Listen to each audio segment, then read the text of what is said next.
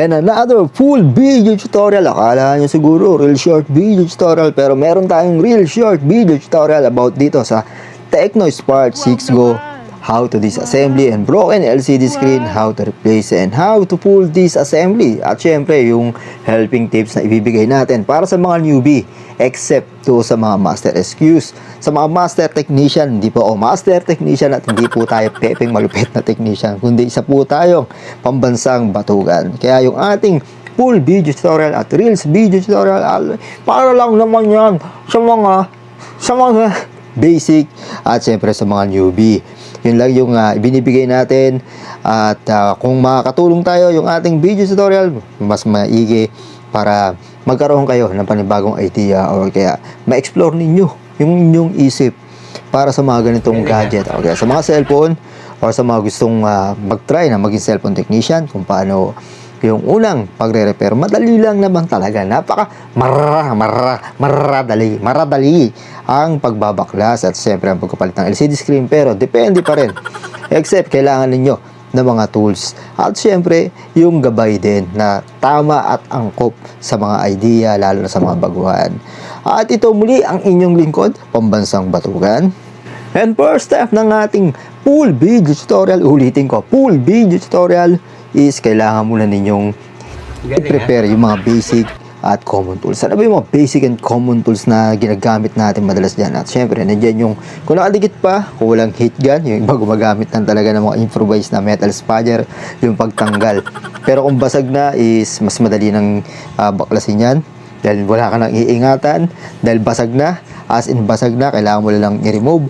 At yung safety first pa rin, ingat pa rin kung once na nagbabaklas, lalo na yung mga basag. Baka pwede kasing tumalsik yung mga degree or kaya mga maliit na basag na glass ng LCD screen sa mata ninyo, or kaya maputol yung kamay ninyo o kaya daliri ninyo. Kaya ingat lang din sa pagbabaklas ng mga basag na LCD screen. And second step ng ating full video tutorial, same pa rin sa Tecno Spark 6 Go. Once na nabaklas na ninyo yung back cover, madali lang din, i-prepare ninyo yung screw, tweezer, like yun ang mga kailangan ninyong gawin. Yung iba umu-order through online ng LCD, maganda rin po para sa inyo to, at bibigyan ko rin ng helping tips dito. Hindi naman kahirapan yung pagbaklas ng back cover to.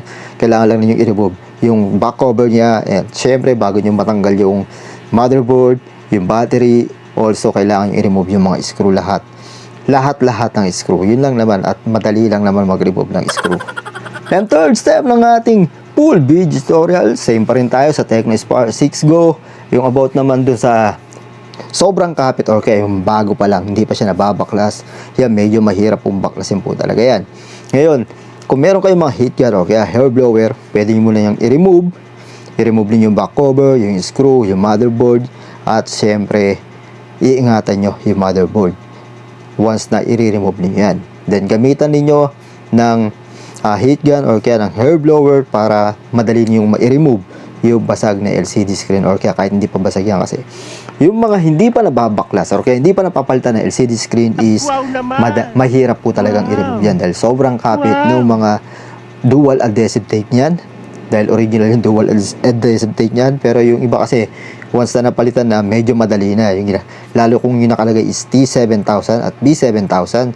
Minsan nga yung iba is dual adhesive tape lang yung nakalagay, kaya madaling ma-remove. Or kaya yung iba naman na loko-loko ang ginagawa, lalagyan ng shoe glue or kaya ng iba pang glue yung LCD screen. Mas mahirap baklasin po yan. And fourth step ng ating full video tutorial para hindi kayo mahirapan, at syempre para matesting nyo agad yung display ng LCD screen. Kung gusto lang yun yung display, is pwede nyo remove yung LCD connector ng defective o kaya broken LCD screen ng yung Tecno Spark 6 Go. Pwede nyo i-testing yung LCD na bago ninyo.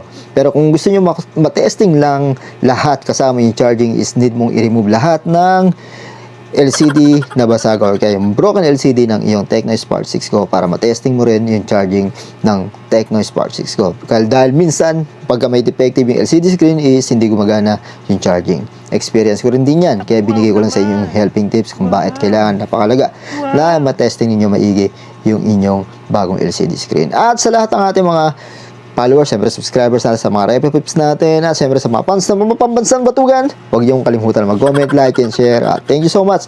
At huwag niyong kalimutan syempre mag-follow. Napakalaga nung mag-follow po kayo sa atin para marami pa tayong may upload ng mga full video tutorial at Reels video tutorial.